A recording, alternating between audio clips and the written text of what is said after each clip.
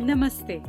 Drill through whole और blind holes पर इस सेशन में आपका स्वागत है। चलिए इस सेशन के उद्देश्य को देखते हैं। इस सेशन के अंत में आप निम्न के बारे में बता पाएंगे।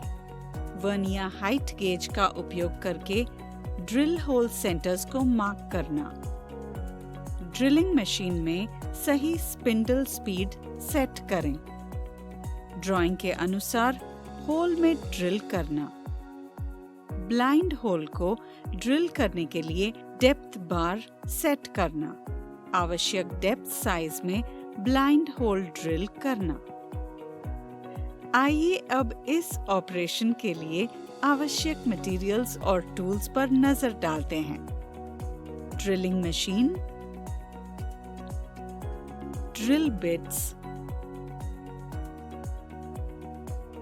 spanner, vernier height gauge, tri-square, vernier caliper, cutting lubricant, mild steel plate,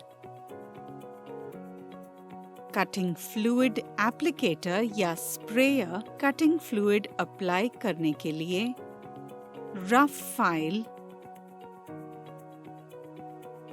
smooth file,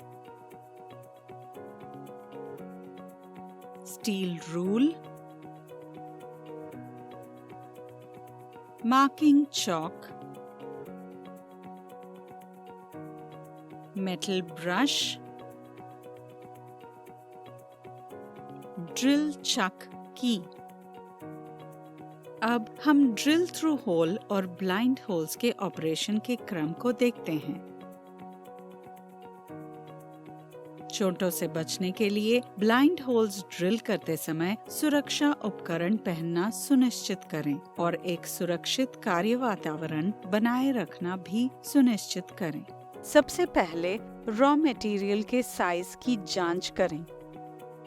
प्रक्रिया शुरू करने से पहले रॉ मटेरियल को उसके वर्तमान डायमेंशंस के लिए जांचने की आवश्यकता है ताकि यह सुनिश्चित हो सके कि यह आवश्यक स्पेसिफिकेशंस को पूरा करता है।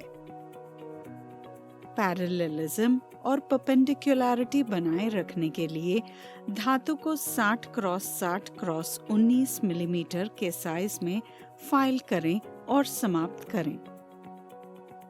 फ्लैटनेस और स्क्वायरनेस की जांच करें।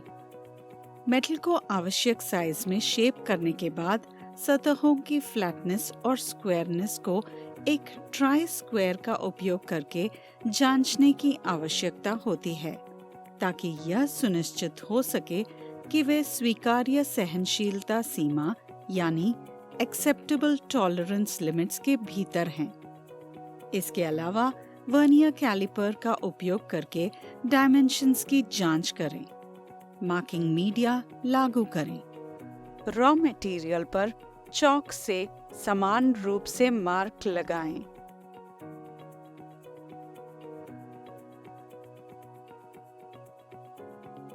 फिर ड्रिल होल सेंटर्स को मार्क करें। वर्नियर हाइट गेज का उपयोग करके ड्राइंग के अनुसार मेटल के टुकड़े पर ड्रिल होल्स के सेंटर्स को मार्क करें। अब ड्रिल होल सेंटर्स को पंच करें। मार्क किए गए पॉइंट्स पर होल्स बनाने के लिए एक सेंटर ड्रिल बिट का उपयोग करें। ये ड्रिल किए गए होल्स अंतिम होल्स को सटीक रूप से ड्रिल करने में मदद करते हैं।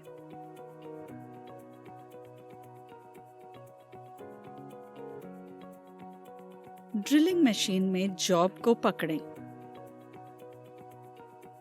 पायलट होल्स ड्रिल करें।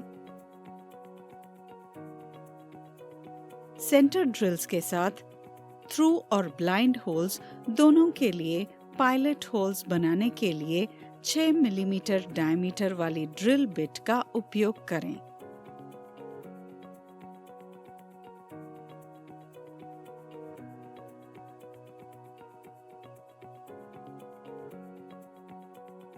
पायलट होल्स यह सुनिश्चित करते हैं कि बड़े ड्रिल बिट्स सही पथ का अनुसरण करते हैं और मेटल के टुकड़े को किसी भी डैमेज से बचाते हैं।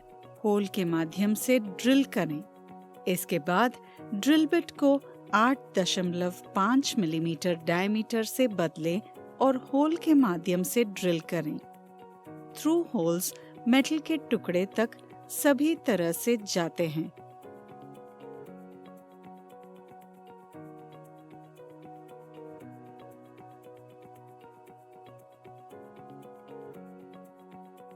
ब्लाइंड होल ड्रिल करें। ब्लाइंड होल्स को ड्रिल करने के लिए सेटिंग।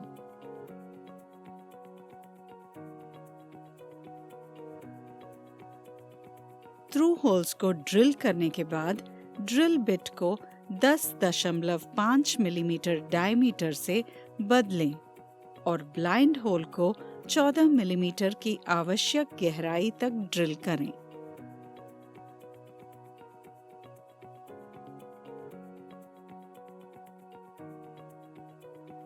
होल्स की गहराई को नियंत्रण करने की विधि को देखेंगे। ब्लाइंड होल की ड्रिलिंग के मामले में ड्रिल फीडिंग कंट्रोल सबसे महत्वपूर्ण हिस्सा है। इसके लिए अधिकांश ड्रिलिंग मशीन्स में एक विशिष्ट व्यवस्था, जिसे डेप्थ स्टॉप अरेंजमेंट कहा जाता है, प्रदान की जाती है। डेप्थ स्टॉप अरेंजमेंट में स्पिंडल एडवांसमेंट की निगरानी के लिए ग्रेजुएशंस शामिल हैं।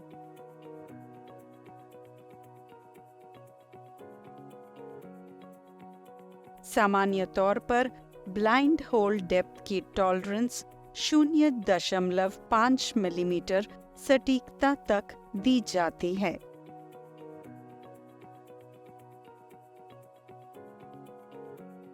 एक बार जब वर्कपीस में पूरा डायमीटर बन जाए तो मशीन को रोक दें और डेप्थ सेट ग्रेजुएशन मार्क्स में रीडिंग नोट करें, जैसे प्रारंभिक रीडिंग। अब lock nut setting initial reading और होल की गहराई के बराबर है।